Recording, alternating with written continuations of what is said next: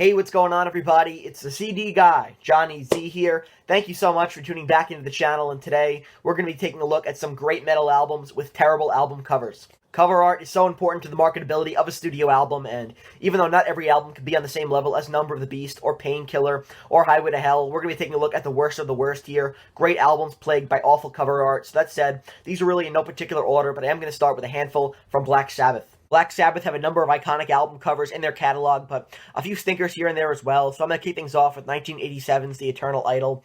Really underappreciated album, in my opinion, the first of the Tony Martin era, and, very solid, underrated stuff here, but unfortunately, what people remember the most is the awful album cover here. Of course, meant to depict a reenactment of the famous Eternal Idol sculpture, but permission was not granted for them to use an actual photograph of the sculpture, so Sabbath decided to reenact it with models in body paint, and unbeknownst to pretty much everybody involved, the body paint was toxic, and these two models had to be sent to the hospital after the photo shoot. This is one of those ideas that was probably better on paper and very sloppy in execution, almost deadly as well in execution here, so a pretty bad idea by Sabbath, a terrible-looking album cover, and these two models had to be sent to the hospital. It didn't move records either. This was during Sabbath's drought period in the 80s. Very underrated, but the album cover is awful and deserves to be forgotten about in the annals of Black Sabbath history. Sticking with Black Sabbath here, I'm going to go with Born Again from 1983. One of my favorite Black Sabbath records, really underrated, but the album cover is horrific here. Of course, you have that demonic-looking baby up on the front, and I believe it was Grandpa of the Year, Don Arden, who suggested Black Sabbath use this cover because it reminded him of Sharon and Ozzy's new kid. So, not necessarily surprising considering that the Ardens and the Osbournes seem to hate each other for many years, but a really terrible album cover here, and the color scheme is abysmal as well. Again, great album, the only in the Black Sabbath catalog with Ian Gillan on lead vocals, but the color scheme is bad, the design is bad, the photograph is atrocious as well. All the mixings of a really bad album cover, in my opinion. Totally not indicative of the record, and again, very poor judgment by Sabbath here with this very bad album cover. I said that I had a handful of Black Sabbath picks here, and there are some album covers that are iconic just because the albums they represent are so legendary, but the cover art itself is really not all that great. So that said, I'm going to go with Paranoid here by Black Sabbath, their sophomore record, and arguably their most famous album here, but the cover art is really nothing to write home about. Originally, this album was supposed to be called War Pigs, which lends a little bit more sense here to this cover, but even if it was going to be called War Pigs and it still remained War Pigs, this cover is still atrocious in my opinion.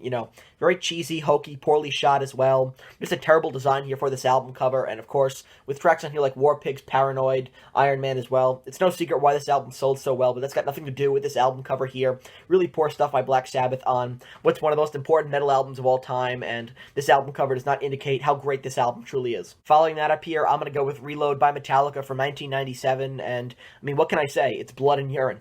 Next up, let's go with Raise Your Fist and Yell by Alice Cooper from 1987. Really cheesy 80s album cover here by Cooper. Pretty unmemorable and uncreative, if you ask me. Then if you turn it around on the back, what's going on with Cooper here on the back? Really weird cover, strange design, strange idea. Alice Cooper with a literal facepalm here in 1987 with Raise Your Fist and Yell. Switching gears now to thrash metal debuts, I'm going to go with Fistful of Metal by Anthrax. Grotesque, horrible-looking album cover here, very poorly drawn, and looks very amateurish as well. Probably on paper, it was a decent idea, a literal fistful of metal here, but upon execution, it just looks awful. And Scotty has even gone on to say that maybe the album cover would have looked better had they had a bigger budget, but working on such a tight budget at the time, this is the best they could do. It's a very underrated album in the Anthrax catalog, in my opinion. A great thrash metal debut, but this album cover here is abysmal, really poorly drawn, and looks like amateur hour, in my opinion, so definitely deserving of a spot here on the list. Next up, we've got more amateurish, hilariously bad album art in Dance of Death by Iron Maiden from 2003, and it's very out of the usual that Iron Maiden have a poor-looking album cover, but this one is very unfinished looking, and I believe the person that was designing this album cover left his or her name off the finished product because they were so embarrassed at what it looked like. I believe Steve Harris saw it and told them to stop designing it right then and there. That's what he wanted for the album cover, this unfinished product here. It's very busy looking, very messy and sloppy, looks very amateurish and unfinished, and then of course, the icing on the cake is the floating baby here, who, is just not grounded for some reason. I have no idea why he's floating on a dog, but it is what it is, I guess. Ask Steve Harris. Maybe this album cover would have looked a lot better had they just left it with Eddie standing in the center here, and it wasn't so busy with all these other characters, but very poorly done, unfinished clearly, and just an abysmal album cover here by Maiden, which, like I said, is very out of the ordinary for an Iron Maiden record. In 2000, Pantera released their final studio album, Reinventing the Steel, a really heavy and underrated album in my opinion, but you wouldn't guess it based on this album art here, which features some drunk dude in his underwear jumping through fire. Not quite sure why they decided to go with this cover here, who decided on it, but a really poor choice in my opinion, and I much more prefer the cover art on the reissue of this album here, which is a lot less silly and much more simple in my opinion, but when it comes to some of the best Pantera album covers, this one is definitely not even in discussion and not really up to snuff when it comes to some of the Pantera album art from that 90s period, right, ranging from Cowboys from Hell all the way to 2000 with Reinventing the Steel. This album definitely is the worst album cover to come out of that era here, and just really mediocre stuff on what's otherwise a great and underrated album by Pantera, and it's just funny that this is the lasting image of Pantera's studio catalog here. Some dude in his underpants jumping through fire.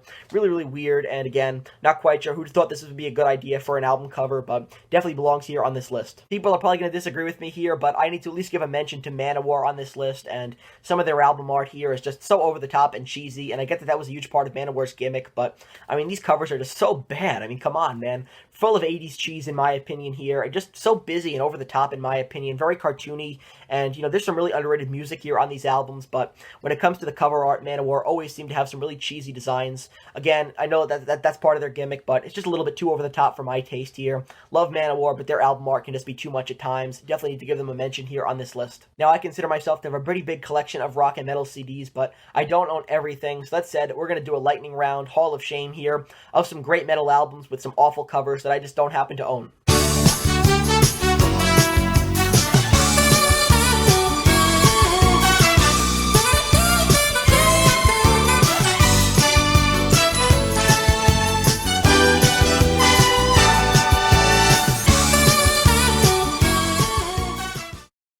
Thank God that's over. So that wraps up this list here, counting down some great metal albums with terrible album covers. If you enjoyed this video, please give it a thumbs up, subscribe to the channel down below, turn on the bell for notifications to be notified of a new upload, and let me know down in the comments below what are some other great rock and metal albums with terrible album covers. I'd be very interested in hearing your opinions, so let me know all that good stuff down in the comments. And until next time, it's the CD guy, Johnny Z, signing off. Take care, everybody. I gotta go wash my eyes out.